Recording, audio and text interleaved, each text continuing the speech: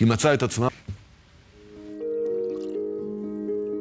When we think of biometrics, we think about complicated things like minority report and scanning people in crowds, but we all have this technology in our pockets. Every time you open your phone, it's a biometric print, it's your fingerprint. When you're going to the airport, you get scans of the faces, or with technology like the Samsung phones and iPhones, it's facial recognition. It's everywhere. This is Natalie. She's a tech psychologist living in Barcelona. I am actually a massive sci-fi fan. I love Star Trek, have done since I was a kid. But in all of these sci-fis, not all of them, but many of them, we have this kind of very rosy view of what humanity is capable of. At the moment, we're still experimenting with what biometrics work and what don't. Almost anything that you can measure about a person has probably been proposed as a potential biometric technology, like thumping somebody's head and listening to the acoustical resonances of their cranium, like watermelon thumping, and body odor. It's quite a ridiculous list, actually. This is John Dugman.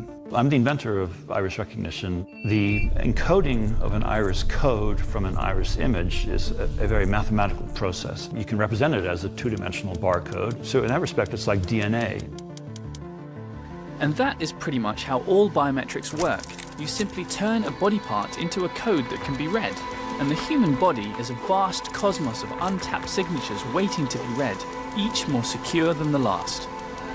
Today, the race is on to take these biometrics to the next level, so much so that the US Department of Defense spent $3.5 billion on biometrics between 2007 and 2015.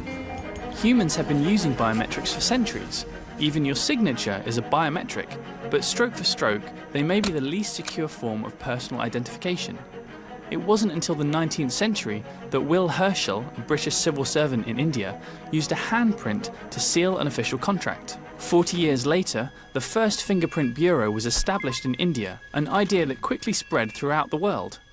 For a century or more, fingerprints were the bedrock of forensic identification. But then tech giants took it out of the lab and into our pockets. Touch ID, your finger. Until Apple came out with a popular model of the iPhone, people were quite uncomfortable about using biometrics.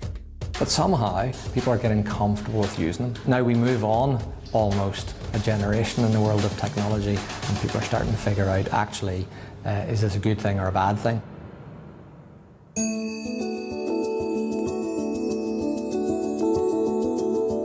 Today, even healthcare systems around the world are using prints to register patients. There are 1.1 billion people worldwide that have no form of official identification, such as passport, birth certificate, any sort of government ID, which makes them actually invisible in the eyes of the world. This is Alexandra, the co-founder of Simprints, a startup that is using biometrics to help people get access to healthcare. So Simprints is trying to provide this identity to people in developing countries that don't have these official identification documents. This is one of the great advantages of biometrics. Like other tech, such as the cell phone, fingerprinting is allowing people in poorer communities to leapfrog older tech. What happens is, from his logs, I can tell already he has 5 entries, meaning 5 treatment cycles. The biometric technology is enabling a lot of charities and organizations to leapfrog a computer-based system and go straight from a paper-based system to a mobile system. Fingerprint identity had always been something we wondered whether it was possible. We didn't realize the technology actually existed.